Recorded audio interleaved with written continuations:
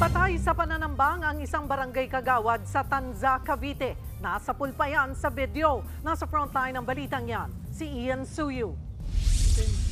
Binuntutan, dinikitan, saka pinagbabaril ng riding in tandem ang passenger seat ng itim na multipurpose vehicle na yan sa kahabaan ng Barangay Bagtas sa Tanza, Cavite.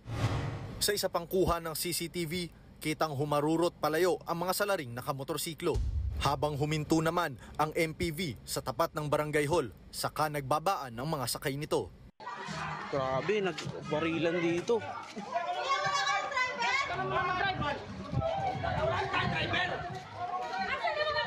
Ba't wala yung driver?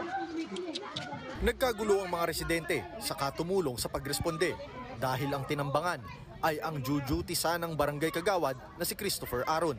Yan sa bahaging yan nangyari yung pananambang sa sasakyan ng biktima at ilang metro lamang ang layo niyan mula dito sa barangay hall kung saan agad namang ipinarada ang sasakyan ng biktima para dalhin siya sa pagamutan.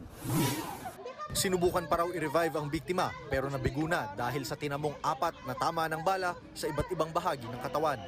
Ligtas naman ang asawa at anak ni Aron na kasama niya sa sasakyan. Base sa mga nakalap na kuha ng CCTV, malayo pa lang ay binubuntutan na ng riding in tandem ang sasakyan ng kagawad.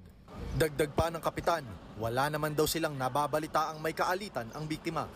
Maayos ang mga tao, maayos naman makipag-usap. Tinanong ko yung mga tanod niya kung merong nasasabing may problema para malaman po namin. Wala naman po. Kaya siya pupunta dito, bibigay niya yung budget ng naka-duty. Kasi Sunday, budget po ng mga tao niya para sa mga food allowance nila. We want justice for him. Siyempre hindi namin alam kung bakit siya ginanon.